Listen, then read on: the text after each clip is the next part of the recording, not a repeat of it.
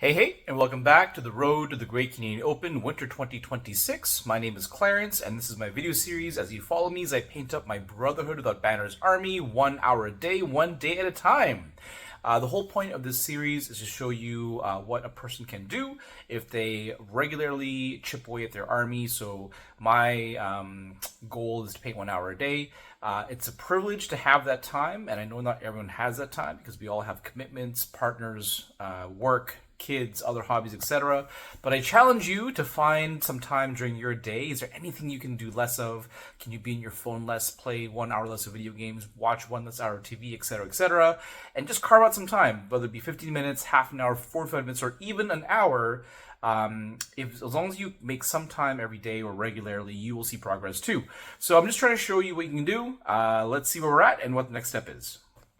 So here is where we're picking up. We just finished putting on a Wraithbone and white mix onto the robes, belts, and any straps holding the armor on the arms and the back of the legs. And that took a lot of time, took us a little over an hour and a half.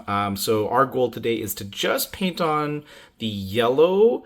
And I've got a feeling that might be pretty easy. So if that gets done, we will also try and do the snakebite leather on these straps. The back of the leg on some models here, for example, this guy here is left leg. I'll probably do the pants. I was going to say I was going to do it in Basilicum Gray, but honestly, that might blend in too much with the armor. Maybe I'll do it in green because I do want to splash some green on the models as well. I think I might do the stag on their chest in green too, just to tie the yellow-green scheme together. But anyway, I think the plan is yellow for now, and then we'll go from there. So 1 hour painting starts now. 35 minutes later, we are back with the yellow applied, and it was pretty speedy, so I'm pretty happy with the progress, and we're going to be moving on to the greens.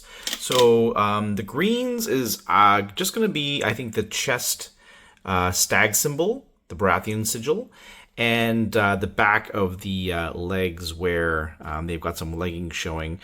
Two of these models, I think the two guys behind the Bannerman, I forgot to do their left leg. Their right leg I did, but their left leg has a little bit showing as well. So I'm going to go back over that with the Wraithbone and white mix.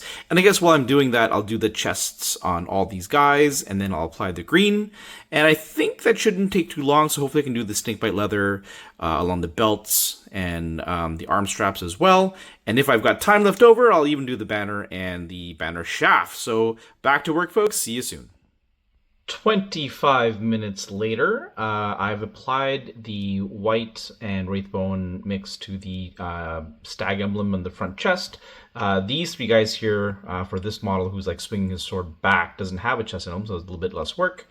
And I didn't want to risk it being wet when I applied the green, so while I was waiting for that to dry, I went back with the snakebite leather and did all their arm straps and the belts, etc., etc. Two models needed touch-ups as well, so they got done.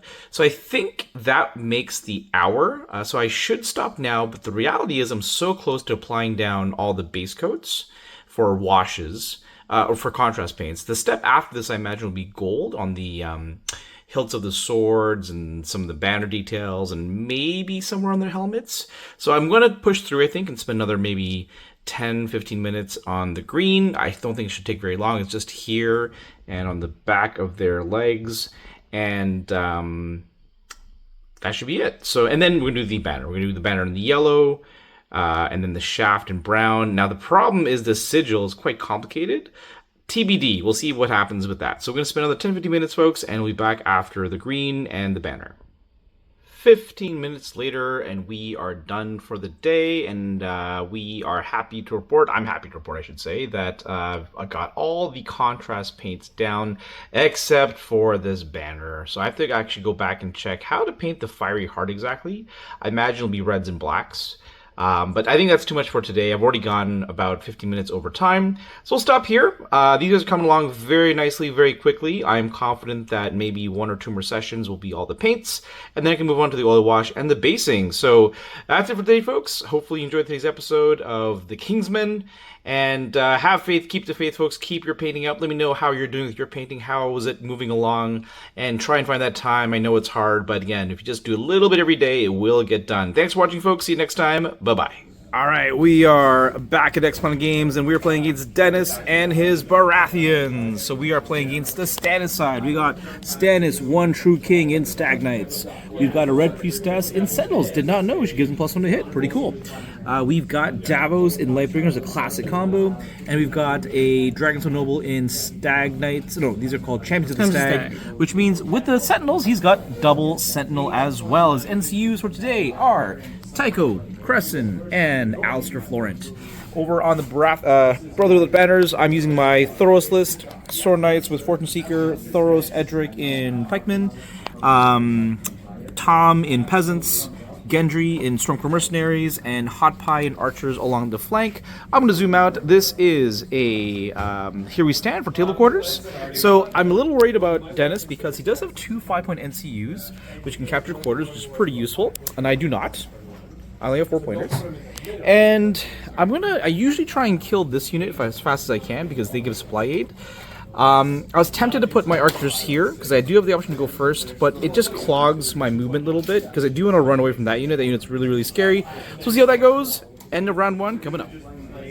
End of round 1. Here is our position on the board.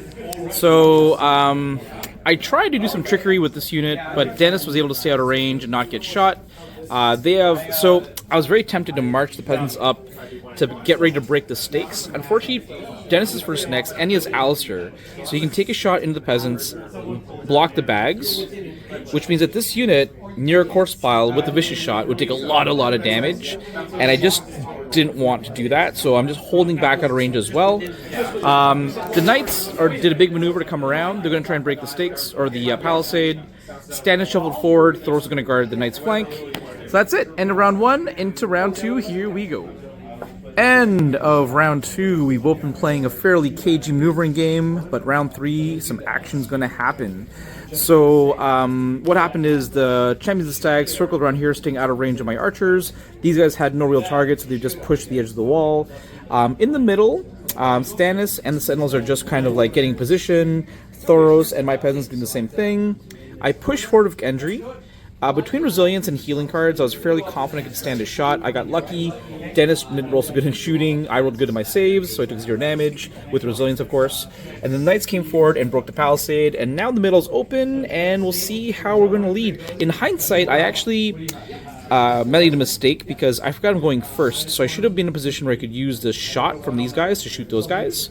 Because I'm trying to target this unit. This unit, because it gives supply aid, I need to get rid of it so they can't heal his friends. Anyway, we'll see how that goes. End of round 3 coming up. The score is right now 2-2. End of round 3. We see some action, some blood, some dice have been thrown. So essentially, I tried to kill the Lightbringers. I threw Gendry as my opening move. I almost never do this. I almost never charge, because your opponent always has the option to retreat or to use a sword. Sword wasn't so good for him, because he's not going to fight back with Lightbringers. And I figured if he retreated, it gave me the chance to use Horse or Envelope. So I was like, I'm cool, you know, if he takes the bag, they could have gone in. Essentially, I threw stuff in. I couldn't quite kill him, but now his supplied unit is really only healing 1 a turn, which is really nice. I did forget about the Sentinel on these guys, unfortunately, but luckily for me, he rolled a 1 for the charge, didn't make it in. They did eventually charge Gendry's flank, but Resilience tanked a lot of damage, and then I played Regroup and Reform from here. It's a pretty cool combo, because when Hoppa activates, he's going to heal a wound as well, which is pretty cool. So they're not bad as a result of Regroup and Reform. These guys shot into Sentinels after they retreated out. They attacked twice, so I had a chance to kill the Lightbringers. They charged in, killed all but 1. He passed the panic. They Sentinel charged in and attacked. They actually killed quite a few Knights. I think they did like 9 wounds to the Knights. But I passed the second panic test, healed 1, took the bags, played a Ravello token, all these things, to try and heal them back. And then a shot from here was able to take out some guys. He took 2 wounds himself using the Red Priestess. And then over here, the peasants came barely in taunt range to taunt Stannis. He's now tokened up. He didn't want to charge over here. And then they backed out. They're barely in charge range to tempt him to pick a target and tag teamed. So the score is 4-4. Here's the board here right now. It's over to Baratheon round 4. Here we go. End of round 4. So what happened? The beginning was a bit of a mishmash. Alistair Did Alistair take the... What happened in the beginning here? I'm trying to think. I think you healed with the bag? I healed with Tycho and the bag. And the bag to get... 2 units, half this of unit got most of the healing, and then bag and 1 wound healed up the Lightbringers. I took the sword. I did a deceitful maneuver first. Took the sword, shot. They failed a panic test as well, so they got crippled. He then used the horse to bring Stannis into a charge range I was assured. So then I activated and shot and killed the archers. This was a grind. They punched me, I punched back, we're grinding it out. And then Stannis charged here. Yes. I stun treated with Edric to heal, and then they tag teamed, but didn't do a lot of damage because the bog and resilience tanked. But I was able to capture 3 quarters because Varys dropped into that quarter, and this horseman apparently is very minorly in that quarter. So it's now 9-4. Dennis can't stop me from getting my last point, but we'll play it out and see what happens. On to end of the game. Hey, end of the game. Okay, so we decided to call it midway through the round. They swung twice. So Crescent stole first turn. He swung with those guys. Resilience tanked most of the damage. I then did a big heal with a Ravella token and the bag. He swung again. I failed the panic test, but they're still healthy, and that's the important part. They swung, killed the Sentinels, got my 10 points, and the rest of the game doesn't really matter. So I just gave some advice to Dennis. The only thing I thought he didn't do great was there's one round, I think round 2, when the Knights circled really far away to stay out of range of these guys. I know Baratheon players, including myself, have been traumatized by them failing morale tests. I just said you gotta have faith you're gonna pass the 2+ armor, and really 6 of morale isn't terrible, that you don't fail every test, because they did fail their Sentinel charge. If they were a little bit closer, a little more aggressively placed, they could have made it in. So I would have done that differently. I like his NCU package. I thought the 5-point Sentinels with the Priestess is actually a really, really cool combo. The +1 to hit goes a long way to fixing their problems, and the vulnerable token is also great in the Sundering. I said the Lightbringers should not be so central, where they're a little more exposed. I would put them behind the Stag Knights and push them behind so that resilience and supply keeps them healthy, and they can shoot and not be exposed to some charges. Anyway, that's the game. As for my list, I think it was okay. I'm still trying to figure out if this is the one to play with. Still debating it, but it was fun. Thanks for listening, folks, and see you next time. Bye-bye.